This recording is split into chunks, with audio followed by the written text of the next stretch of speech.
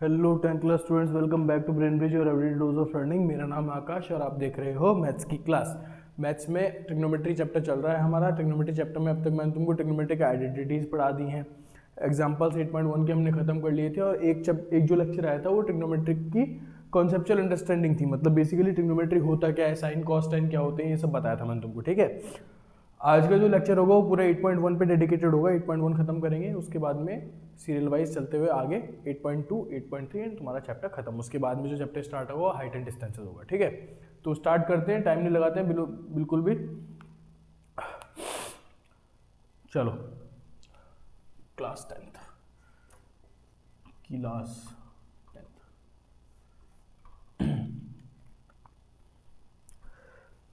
देखो, ट्रिग्नोमेट्रिक का जो फर्स्ट एक्सरसाइज है वो बेसिकली तुम्हारा रेशियो से बेस्ड है। ये अपन ने बात पहले ही कर ली है। ठीक है, sine theta, cos theta, tan theta, अगर एक थीटा दिया, एक ट्रिग्नोमेट्रिक रेशियो दिया हुआ है, बेसिकली मान लो कॉट थीटा दे रखा है या आपको साइन थीटा दे रखा है। अब ये दे रखा है, उसके बाद में आपको पांचों कैसे निकालने हैं, कैसे पाइथागोरस थ्योरम को यूज करना है, थीटा कैसे मानना है, सारी बात हम कर चुके हैं। ठीक है, तो इसीलिए मैं ज्यादा कुछ पहले का रिवाइज करवा के टाइम वेस्ट नहीं करूंगा, सीधा अपन आते हैं क्वेश्चन पे।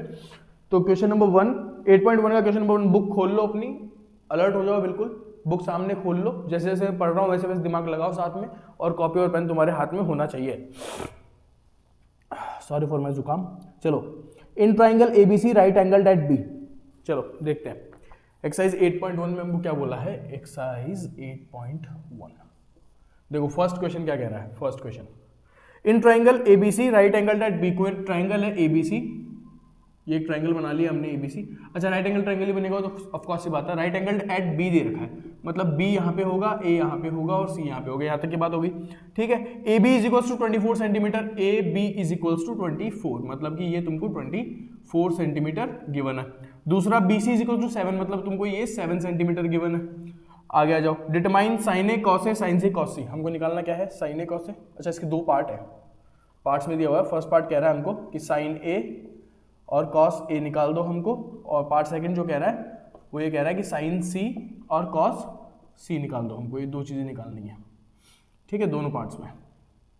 अब देखो, मैंने तुमको क्या बताया था, थीटा हम उसी वर्टेक्स को लेंगे जो हमसे पूछा है। ठीक है, फर्स्ट केस में एंगल ए पूछा है, एंगल ए के कॉरस्पॉन्डिंग पूछा है, मतलब कि फर्स्ट केस में हम थीटा इसको लेंगे, और सेकंड केस में हमको एंगल सी पूछा है तो हम थीटा यहां लेंगे। अब ये बात हो गई। दूसरी बात ये, अब सर साइन और कॉस कैसे आता है? बेटा साइन थीटा क्या होता है?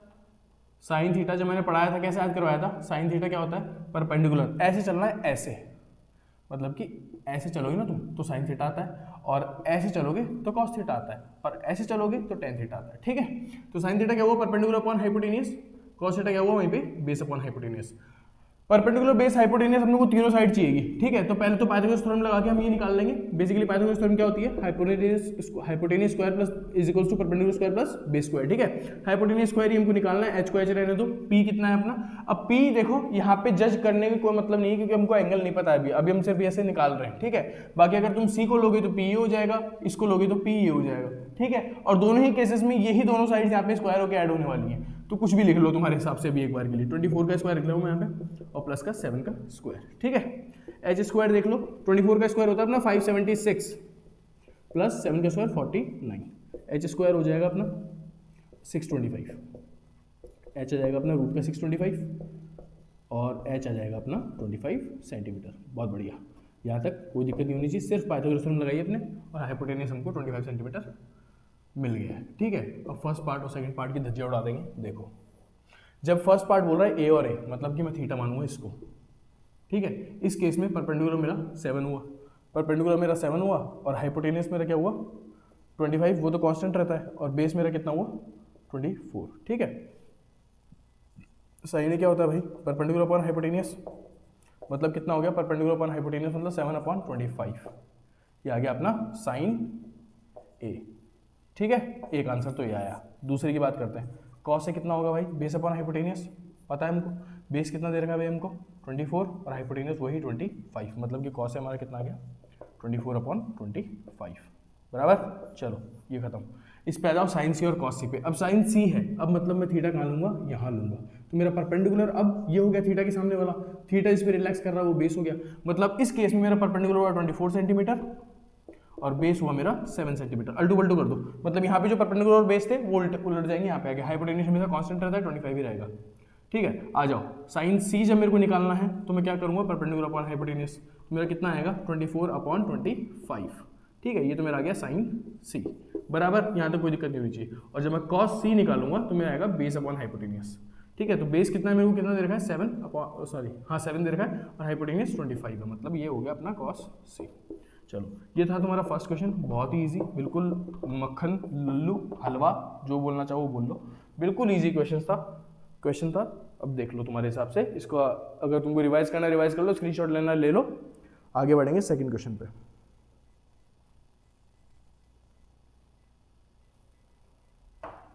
यहां तक कोई दिक्कत नहीं होनी चाहिए किसी को।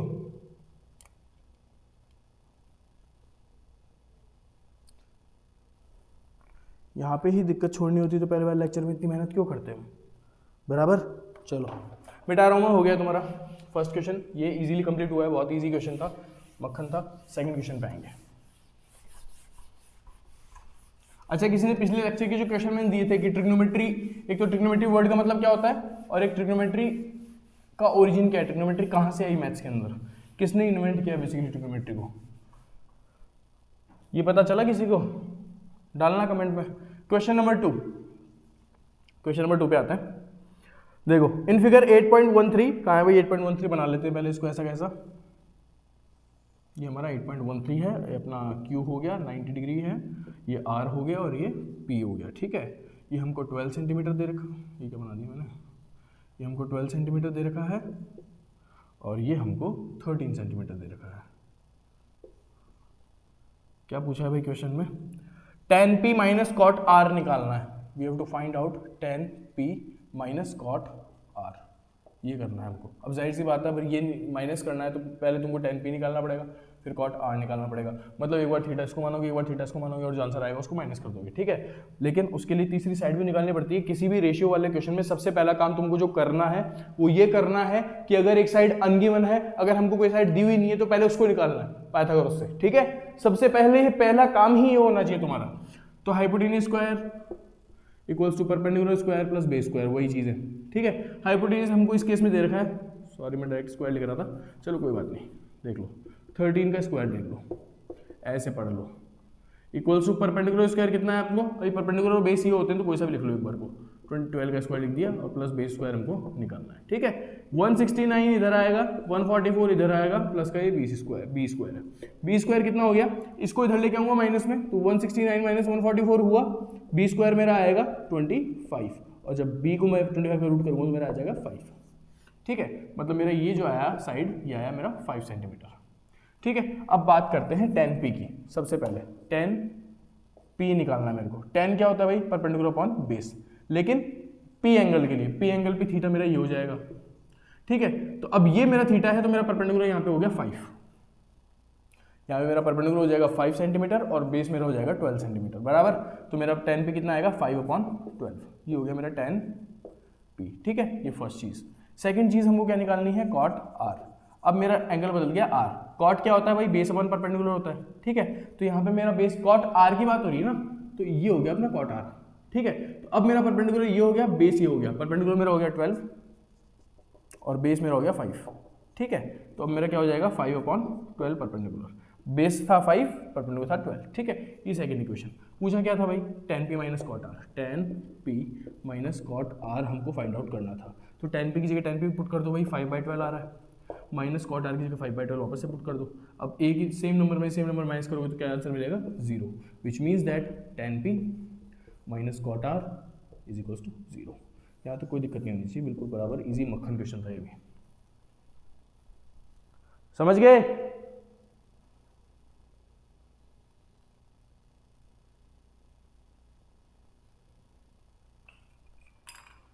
क्वेश्चन नंबर 3 पे आऊंगा अब मैं,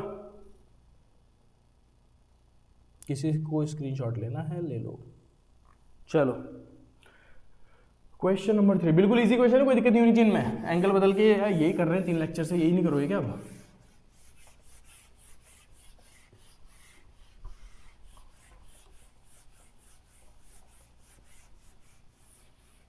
चलो क्वेश्चन नंबर 3 क्या कह रहा है, if sine A is equals to 3/4। Question number 3 पे आ जाओ पहले। साइन ए हमको दे रखा है 3/4, ठीक है। आगे क्या बोला है, calculate cos A and tan A, हमको निकालना है कॉस ए और टेन ए, ये निकालना है बस। और यही थर्ड क्वेश्चन भी तुम्हारा जल्दी हो जाएगा। देखो ए मतलब एंगल तो सेम ले रहा है तीनों में, तो इसमें थीटा वाले तो कोई लफड़ा है ही नहीं। सबसे पहले इस क्वेश्चन में क्या करना है, ट्राइंगल डायग्राम बनाना है, ट्राइंगल बनाना है। ये तुमको पहले भी क्लास में बोला था।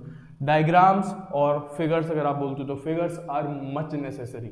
सबसे पहला काम जो आपने करना है वो यही करना है, आपको ट्राइंगल बनाना है और उसकी साइड्स निकालनी है, उसके बाद में क्वेश्चन पे आना है। स्टार्टिंग से अपना दिमाग नहीं लगाना है, बोर्ड में सॉल्यूशन मांगता है बोर्ड, ठीक है। तुम्हारा दिमाग पढ़ के नंबर नहीं मिलेंगे तुमको, जो कॉपी में लिखोगे ना उस पर नंबर मिलेंगे, ठीक है। तो साइन क्या होता है मेरे को सबसे पहले ये बताओ, साइन थीटा क्या होता है भाई, परपेंडिकुलर अपॉन हाइपोटेन्यूज होता है, ठीक है। अब ये मेरे को दे रखा है 3/4, ठीक है। तो क्या मैं ये चीज कर सकता हूँ कि मेरा परपेंडिकुलर 3 होगा और हाइपोटेन्यूज 4 होगा, तभी आ रहा है। और जाहिर सी बात है फ्रैक्शन में दे रखा है, तो हो सकता है यहाँ पे कोई ना कोई नंबर हो, मतलब कोई ना कोई कांस्टेंट लेना पड़ेगा हमको, क्योंकि अगर कोई चीज हमको रेशियो में दी हुई होती है तो हम लेते हैं ना, एक्स सामने लेते हैं उसके। अगर 3:4 मिला हुआ तो 3x 4x, ऐसे ही हमको 3/4 मिला हुआ है, ठीक है। तो साइन थीटा परपेंडिकुलर मेरा 3k होगा, हाइपोटेन्यूज मेरा 4k होगा। लेट्स से कि अगर ए की बात हो रही है तो मैं ए लेता हूँ, यहाँ पे दिखने में इजी लगता है ना, ए यहाँ पे ले लेते हैं, बी यहाँ पे ले लेते हैं, ये हो गया, ठीक है। अब मेरा थीटा ये है, ठीक है। ए की बात कर रहा है वो, तो परपेंडिकुलर मेरा हो गया 3k, मतलब इसके सामने वाला ये परपेंडिकुलर, ठीक है। तो मेरा 3k ये हुआ और हाइपोटेन्यूज मेरा कितना हो गया 4k बराबर। मेरे को बेस निकालना है, ठीक है। सबसे पहले काम तो ये करो, hypotenuse square equals to perpendicular square plus base square. Hypotenuse square कितना है भाई 4k का whole square equals to perpendicular square कितना है भाई 3k का होल स्क्वायर प्लस मेरा बेस का स्क्वायर।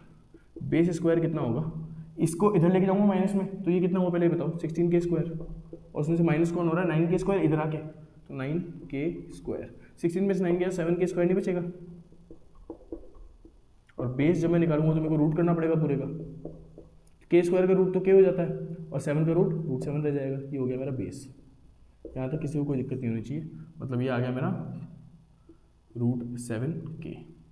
k रूट के अंदर नहीं है, इसको भले ऐसे लिख लेना चाहे, कंफ्यूज हो तो इसको इस तरीके से लिख सकते हो तुम, क्या था, हाँ k√7, ठीक है। यहाँ तक हो गया। अब क्या पूछा है, कॉस ए टेन है, हलवा क्वेश्चन है, कॉस ए ही तो निकालना है। कॉस ए क्या होगा, बेस अपॉन हाइपोटेन्यूज, ठीक है भाई। बेस कितना निकला है हमारा k√7, तो k√7 तो ऊपर, अपॉन हाइपोटेन्यूज कितना है भाई 4k है, ठीक है। k से k तो कैंसिल हो गया, तो मेरा कॉस ए कितना आ गया, कॉस ए √7/4, पहला आंसर, ठीक है। दूसरा मेरे को क्या पूछा था, tan ए मेरा कितना है, परपेंडिकुलर अपॉन बेस होना चाहिए, ठीक है।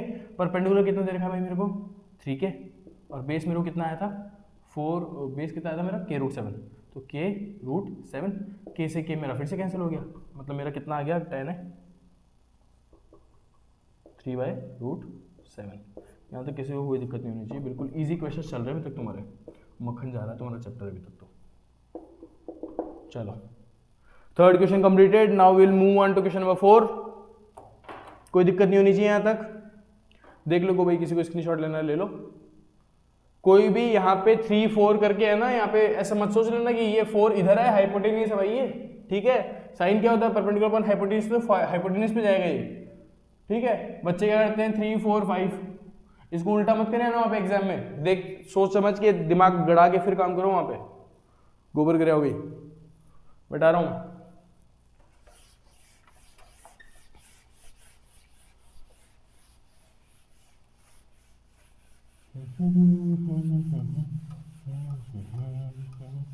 चलो क्वेश्चन नंबर 4 पे आते हैं। What it says, given that 15 cot a is equals to 8। Question number 4, इन्हों क्या लगा, हम कंफ्यूज जाएंगे, नहीं होंगे। 15 cot a इक्वल्स टू हमको 8 दे रखा है, इजी क्वेश्चन है भी। साइन ए और सेक निकालना है, साइन ए और सेक ए, बिल्कुल लास्ट क्वेश्चन की ऐसा है, बस एक हल्की सी ट्रिक है इसमें, ठीक है, जो अगर आप समझ गए तो बहुत बढ़िया है। देखो मेरे को एक चीज़ बताओ, ये क्या चीज़ है 15 cot a, मतलब 15 इंटू cot a लिख सकता हूँ क्या मैं इसको, बराबर भाई मल्टीप्लाई में तो होगा, और 15 से डिवाइड जाएगा तो मेरे पास cot a का वैल्यू क्या आएगा, cot a का वैल्यू क्या मेरे पास 8/15 नहीं आएगा, बिल्कुल आएगा। अब ये क्वेश्चन दिया था अपने को, ये क्वेश्चन है तुम्हारा थर्ड क्वेश्चन, इसमें तुमको पूरा ट्रिग्नोमेट्रिक रेशियो दे रहा था। अब इसमें इसने क्या किया, इसको इधर भेज दिया मल्टीप्लाई में, बस ऐसे दे दिया तुमको, सिंपल चीज़ है, वही चीज़ है। पहले ट्रायंगल बनाओ, ट्रायंगल बना लिया हमने, ठीक है। हमको क्या बोला, कॉट है, तो कॉट क्या होता है पहले बताओ, cot theta is equals to क्या होता है, बेस अपॉन परपेंडिकुलर नहीं होता क्या, और ये हमको 8 और 15 दे रखा है, ठीक है। तो मैं इसको के और इसको के मान लूंगा, ठीक है। अब बेस कितना है मेरा 8K, फिर से ए दे रखा है तो मैं ए को फिर से इधर ही मान रहा हूँ, ये मेरा बी हो गया, ये मेरा सी हो गया, ठीक है। अब देखो मेरे को क्या मिला हुआ है, बेस मिला हुआ है 8K, मतलब बेस मेरा 8K हो गया, और मेरा परपेंडिकुलर हो गया 15K, मतलब ये मेरा 15K। हाइपोटेनियस मेरे को गिवन नहीं है जो मेरे को निकालनी है, और मेरे को साइन और सेकंड निकालना है, ठीक है। करो फटाफट। Hypotenuse square equals to perpendicular square plus base square बराबर हाइपोटेनियस कितना है भाई निकालना है हमको, परपेंडिकुलर कितना है भाई 15K है सर, 15K का होल स्क्वायर है सर, प्लस बेस कितना है भैया 8K का होल स्क्वायर है, ठीक है भैया। चलो एच स्क्वायर कितना हो गया, 15 का होल स्क्वायर कितना होता है 225K स्क्वायर, प्लस बेस का कितना होता है भाई 64K स्क्वायर, मतलब 8 का स्क्वायर। एच स्क्वायर कितना आ जाएगा तुम्हारा, इसको ऐड करोगे तो 4 5 9 बना, 8 बना, और ये 2 बना के स्क्वायर, ठीक है। जब मैं एच निकालने जाऊंगा तो मेरे को पूरा रूट पे रखना पड़ेगा 289K स्क्वायर, के स्क्वायर को निकाल के के लिख दूंगा, और 289 का रूट होता है 17, ये मेरा आ जाएगा हाइपोटेनियस, मतलब मेरा ये कितना आ गया 17K। कोई दिक्कत नहीं होनी चाहिए यहाँ तक। अब मेरे को निकालना क्या है भाई इसमें, साइन ए। साइन ए कितना होता है परपेंडिकुलर अपॉन हाइपोटेनियस। परपेंडिकुलर कितना दे रखा है भाई तुमको, साइन ए परपेंडिकुलर कितना दे रखा है 15K अपॉन 17K। इसको इधर कर लो, 15K अपॉन 17K, के से के कैंसिल हो जाएगा, तो साइन ए आ जाएगा 15/17, ठीक है भाई। थीटा मैंने ए माना है ना, ए दे रखा है ना, तो ये परपेंडिकुलर हुआ और ये बेस हुआ, हाइपोटेनियस तुमको पता ही है। आ जाओ नेक्स्ट पे, साइन के बाद में पूछा सेक ए। अब सेक किसका उल्टा होता है, कॉस का। कॉस क्या होता है, बेस अपॉन हाइपोटेनियस, तो सेक कितना होगा हाइपोटेनियस अपॉन बेस, ये कितना होगा हाइपोटेनियस अपॉन बेस, ठीक है। हाइपोटेनियस कितना दे रखा है भाई हमको 17K, और बेस कितना दे रखा है भाई 8K, ठीक है। के से के कैंसिल करूंगा तो मेरा सेक ए कितना आ जाएगा, सेक ए इज इक्वल्स टू 17/8। क्वेश्चन खत्म, कोई दिक्कत नहीं होनी चाहिए तक आपको। 2 मिनट देख लो, मैं इंक डाल लेता हूँ। 4 क्वेश्चन एक्सरसाइज 8.1 के हमने इजीली खत्म कर दिए हैं, तुमको कोई दिक्कत नहीं होनी चाहिए यहाँ तक, कतई इजी क्वेश्चन है, समझ रहे हो बात को।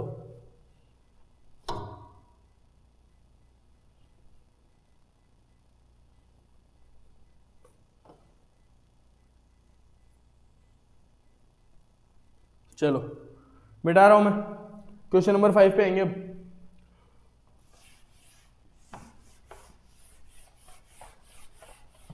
ये रेशियो वाला पार्ट बहुत इजी है। ट्रिग्नोमेट्रिक रेशियोज की जो टेबल्स आती है ना थीटा पे फॉर सर्टेन एंगल्स वाला जो पार्ट बताया था मैंने कॉन्सेप्चुअल अंडरस्टैंडिंग में कि trigonometric ratios for certain angles, वो वाला पार्ट भी इजी है। जो थोड़ा सा ट्रिकी पार्ट है वो तुम्हारा आखिरी वाला है, ठीक है। क्वेश्चन नंबर 5 पे आओ। क्वेश्चन नंबर 5 में मेरे को क्या दे रखा है, सेक थीटा इक्वल्स टू मेरे को दिया हुआ है 13/12 बराबर। Find all other trigonometric ratios, मतलब मेरे को cos, sine, tan, cot, cosec सब निकालना है, ठीक है। सबसे पहले इसकी मरम्मत करेंगे, कैसे करेंगे सर, ट्रायंगल बनाएंगे, बिल्कुल बनाएंगे भैया, ट्रायंगल ही बनाएंगे। ये लो बना दिया आपका ट्रायंगल। और बताओ भैया क्या करेंगे। अब भैया आप एक काम करो, सेक थीटा है ना, मतलब कॉस थीटा क्या होता है, बेस अपॉन हाइपोटेनियस, तो सेक थीटा क्या होगा सर, सेक थीटा जो सर भैया होता है ना वो होता है हाइपोटेनियस अपॉन बेस होता है सर, है ना। तो ये 13/12 हो जाएगा, है ना। अब हाइपोटेनियस भैया 13 दे रखी है, आप हमेशा इसको के मानते हो तो के मान लो, ताकि क्या है हमारे बोर्ड में नंबर ना कटे कि एक है, और ये हाइपोटेनियस और ये बेस हो गया, ठीक है। अभी मेरा हाइपोटेनियस कितना हुआ पहले ये बताओ। थीटा की बात कर रहा है तो मेरी मर्जी कहीं भी मानूँ, क्योंकि इसने ए बी सी कुछ भी नहीं दिया, ठीक है। मैं मान रहा हूँ थीटा यहाँ पे है, तो मेरे को हाइपोटेनियस कितना दे रखा है 13K, मतलब ये मेरा आ गया सर हाइपोटेनियस, ठीक है। दूसरी बात आती है बेस, बेस मेरे को दे रखा है थीटा इस पे लेटा होगा तो ये 12K, ये बेस हो गया, ठीक है। अब भैया आपको सारे निकालने निकाल दो। सबसे पहली चीज एक चीज बताओ मेरे को, यहां तक तो तुमने डिड्यूस कर लिया है सब कुछ, ठीक है। अच्छा एक चीज बताओ, सेक थीटा किसका उल्टा होता है, कॉस का होता है, ठीक है। अगर सेक थीटा 13/12 है तो क्या कॉस थीटा को मैं 12/13 नहीं लिख सकता क्या, ये तो इजीली यहीं पे निकल जाएगा ना, इसके लिए तो कुछ सॉल्व करने की जरूरत नहीं है। अब आ जाओ सॉल्व करने पे, मेरे को अब ये साइड की नीड है, तो मैं क्या करूंगा, सेम वही पाइथागोरस थ्योरम घिसा बेटा, ठीक है। हाइपोटेनियस स्क्वायर हमको दे रखा है 13K का whole square equals to perpendicular square हमको देने रखा प्लस बेस स्क्वायर हमको दे रखा है 12K का होल स्क्वायर, ठीक है। 13 कितना हो गया 169K square equals to perpendicular square plus 144K square, ठीक है, बेस को इधर ले आओ माइनस में, तो पी स्क्वायर मेरा कितना हो जाएगा 169 के स्क्वायर माइनस का 144 के स्क्वायर। ठीक है, तो पी स्क्वायर कितना हो गया अपना 25 के स्क्वायर। ठीक है, अब पी का जब इसका रूट करोगे 25 के स्क्वायर का, तो 25 का के का रूट तो के होता है, 25 का 5 होता है, आपको पता होना चाहिए ये चीज़, 10th में आ गया अपन। ठीक है, अब तो दिमाग बढ़िया होना चाहिए अपना। ठीक है, तो अपना परपेंडिकुलर आ गया, परपेंडिकुलर कितना आया 5 के बराबर। चलो अब सारे ट्रिग्नोमेट्रिक रेशियोज निकालने, बारी बारी से निकालते जाओ भाई। साइन थीटा, कॉस नहीं निकालना, टेन निकाल लो, कॉट निकालना ही है, साइन कॉस टेन, कॉसेक निकालना है, जो इसी का उल्टा ही निकल जाएगा। कॉसेक के बाद में क्या निकालना है हमको, सेक भी निकालना, कॉस भी निकालना, तो कॉट निकालना है, बस 4 बचे हमारे, है ना। बेसिकली एक दे दिया ना, तो तुम ये मान के चलो तुमको 2 दिए हुए, है ना। साइन थीटा कितना होता है, परपेंडिकुलर अपॉन हाइपोटेन्यूज होता है भैया, तो परपेंडिकुलर कितना हुआ, परपेंडिकुलर हमारा हुआ 5k, मतलब कि 5k upon hypotenuse 13k, which means k से k कैंसिल हो जाएगा और ये 5/13 मेरा पहला आंसर। ठीक है, दूसरा टेन थीटा, टेन थीटा कितना था, परपेंडिकुलर अपॉन बेस, सब में ये चीज लिखा करो, रट जाएगी फिर तुमको। परपेंडिकुलर अपॉन बेस कितना हुआ भैया, परपेंडिकुलर तो 5k और बेस ये 12k, मतलब 5k अपॉन 12k, k से k कैंसिल हो जाएगा, मतलब ये 5/12 हो गया। ठीक है, एक और आंसर आ गया, ये 5 तुमको समझ में आ रहा है क्या। ठीक है, दूसरे पे आ जाओ, कॉसेक थीटा साइन का उल्टा होता है 13/5 लिख दो सीधा, कोई मेहनत करने की जरूरत नहीं। कॉट थीटा इसका उल्टा होता है, सीधा लिख दो 12/5। क्या सारे ट्रिग्नोमेट्रिक रेशियोज तुमने निकाल लिए। ठीक है, 1 2 3 4 5 और 6, ये भी तो दिया हुआ है क्वेश्चन में। हो गया 5th क्वेश्चन, है इजी।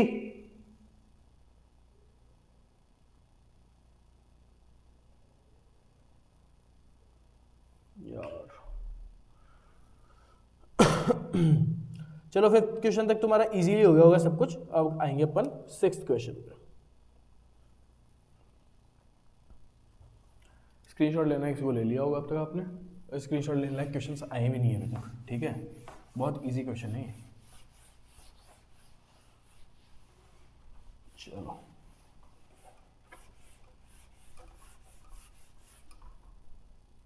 आ जाओ, क्वेश्चन नंबर 6 पे आता है। If angle A and angle B are acute angles, बात करी थी हमने एक्यूट एंगल्स की, नहीं करी क्या। Angle A and angle B are acute angles. Now what are acute angles. ठीक है, वैसे तो 10th में आगे बताना नहीं चाहिए मेरे को, लेकिन फिर भी क्या है, मेरे में दया भाव बहुत है। एक्यूट एंगल क्या होता है, angle measuring between 0 to 90 degrees, इसको एक्यूट एंगल बोलते हैं। 0 से 90 के बीच में कोई भी एंगल आता है तो उसको अपन एक्यूट एंगल बोलते हैं, मतलब 0 डिग्री से लेके और 90 डिग्री तक का जो मेजरमेंट होता है वो एक्यूट एंगल होता है। ठीक है, चलो आगे। Cos A equals to cos B दे रखा है, चलो एक और चीज मिली हमको, क्या कि cos A equals to cos B है, और क्या दे रखा है भाई, then show that angle A is equals to angle B. Prove क्या करना है, प्रूव क्या करना है हमको कि angle A equals to angle B है, ये प्रूव करना है। ये प्रूव करने की चीज है, ये तो हो गया अभी। चलो मेरे को एक बात बताओ, मैंने तुमको फर्स्ट क्लास आज करना, मैंने तुमको एक चीज समझाई थी। ठीक है, क्या समझाया था कि मान लो कोई ये ए है, ये सी है और ये कोई बी है। मैंने बोल दिया क्योंकि ए और बी अपने को बोला है, तो जाहिर सी बात है ए और बी दोनों एक्यूट एंगल है, तो इधर ही आ सकते हैं, तो 90 होता है। ठीक है, 0 से 90 के बीच में जो एंगल होते हैं ना वो एक्यूट एंगल होते हैं, 90 वाला नहीं होता है ना 0 वाला होता है। मतलब बेसिकली अगर एक्यूट एंगल की बात करोगे तो वो 1 डिग्री से लेके 89 डिग्री तक चलता है। ठीक है, अब आ जाओ,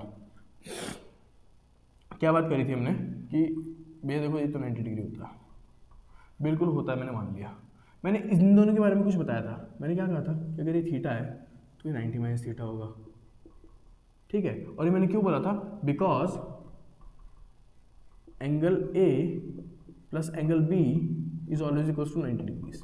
क्योंकि 90 डिग्री बचा भाई, 90 तो ये कवर कर लिया ना आपने। ट्रायंगल्स के एंगल्स कितने होते हैं 180 डिग्री, 90 तुम यहाँ खा गए तो 90 तो बचा यहाँ पे। ठीक है, तो ये कॉम्प्लीमेंट्री एंगल्स होते हैं, ये हमने पढ़ा था, कॉम्प्लीमेंट्री एंगल्स, बराबर बात। ठीक है, अब मेरे को ये क्या कह रहे हैं कि आप ये तुमको हम दे रहे हैं कि cos A equals to cos B है ना। cos थीटा जो ए एंगल होगा वही कॉस एंगल जो बी का होगा, ये दोनों बराबर है। लेकिन आप ये प्रूव करो कि एंगल ए और एंगल बी बराबर होंगे। मेरे को एक चीज, ये क्वेश्चन शायद थोड़ा सा आगे वाला पहले आया है क्या, ऐसा कुछ है क्या इसके अंदर?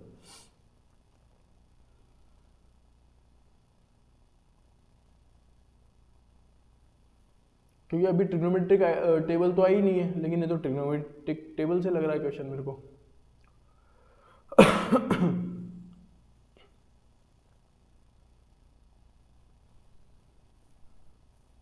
देखो ट्रिग्नोमेट्रिक टेबल की अगर उससे करोगे ना पॉइंट ऑफ व्यू से, तो ये तो इजी है। कैसे? देखो तुमको अगर, वैसे तो बहुत, अगर तुमने पढ़ा हो तो जो कॉस थीटा के जो एंगल्स होते हैं ना, 0 पे, 45 पे, सॉरी 30 पे, 45 पे, 60 पे और 90 पे जो होते हैं वो ऐसे होते हैं, 1√3/2, ये होता है 1/√2, ये होता है 1/2 और ये होता है 0, ये होते हैं। ठीक है, मेरे को एक चीज़ बताओ, जब कॉस ए एंगल है कोई, है ना, वो मेरे को अगर यहाँ पे ए और एंगल बी तो मेरे को इक्वल प्रूव करना है, लेकिन जो कॉस ए है, ठीक है। अच्छा एक चीज़ बताओ मेरे को, ए और बी, ए प्लस बी, इन दोनों का सम तो 90 डिग्री आना चाहिए, ये तो मैंने तुमको बता दिया।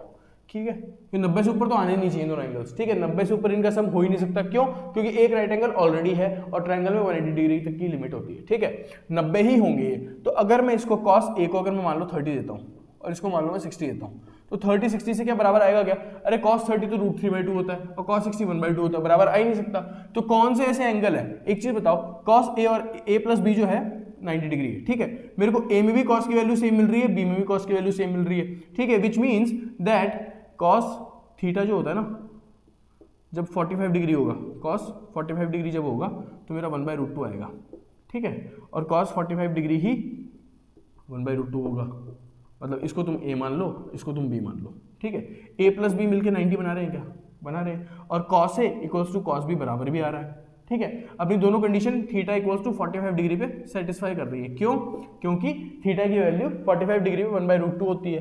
अभी इसलिए नहीं हो रहा कि 1/√2 होती है, इसलिए हो रहा है क्योंकि 45 प्लस 45 भी ऐसा एंगल है जो मेरे को 90 बना देगा और दोनों की वैल्यूज भी सेम आएगी। ये इस क्वेश्चन का बेसिकली प्रॉपर सोल्यूशन है।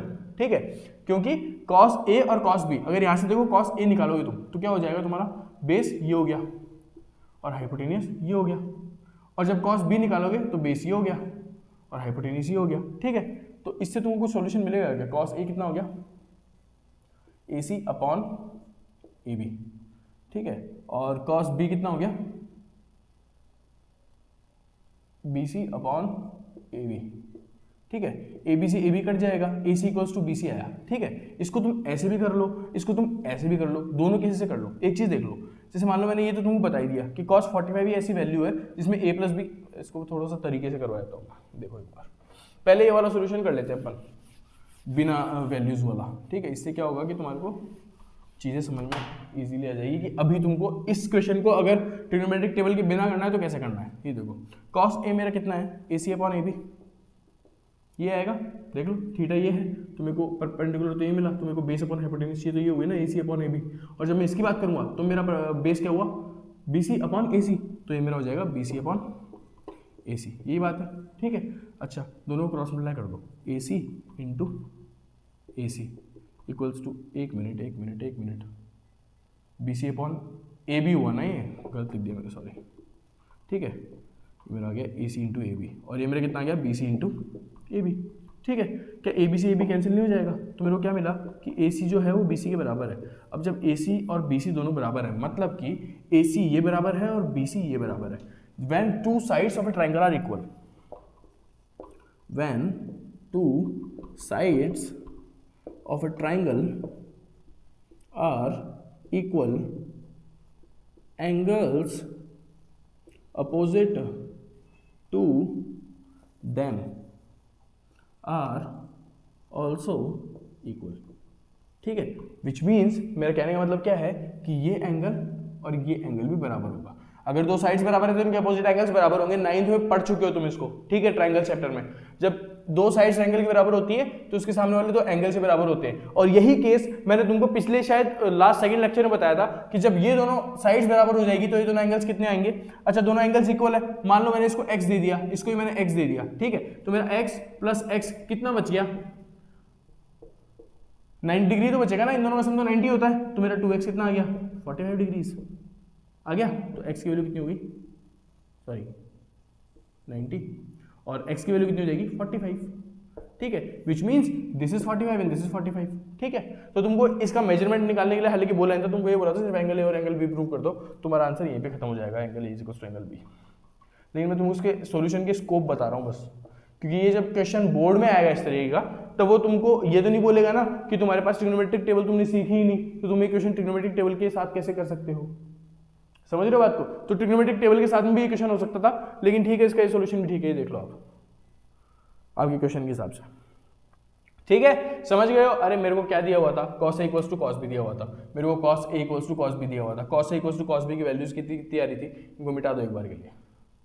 cos a equals to cos b की वैल्यू कितनी आ रही थी भाई, ac upon ab, bc upon ab, ठीक है। अभी ab यहीं पे कट गया, ठीक है, तो बचा क्या ac इक्वल्स टू bc, इसने हमको क्या दिया कि ac इक्वल्स टू bc है, ये दोनों साइड्स बराबर है। अब ये दोनों साइड्स बराबर है तो इनके सामने वाले एंगल्स ही बराबर होंगे, और इनके सामने वाले एंगल्स कौन से हैं, एंगल ए और एंगल बी, यही प्रूव करना था क्वेश्चन में, खत्म, देख लो।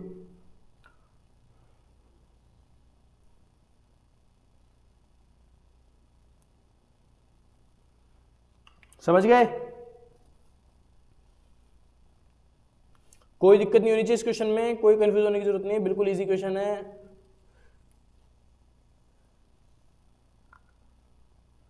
ठीक है, चलो, इस टेबल के बिना भी हो रहा था ये, तो ठीक है, चलो स्क्रीनशॉट ले लो, किसी को लेना है तो हो गया तुम्हारा, हट गया मैं। क्वेश्चन नंबर 6 हो चुका है।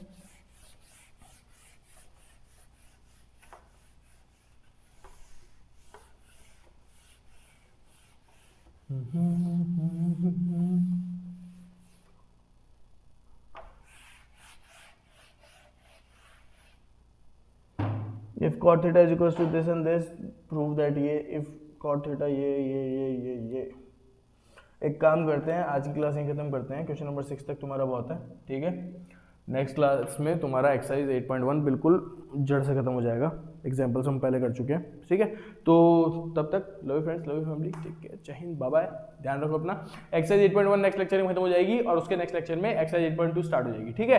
तब तक love you friends, love you family, love you country, tata, bye bye, take care, jai hind, like, share and subscribe our channel so that we can grow more and more and you can study from us more and more, which will help you out definitely to get better marks in examinations.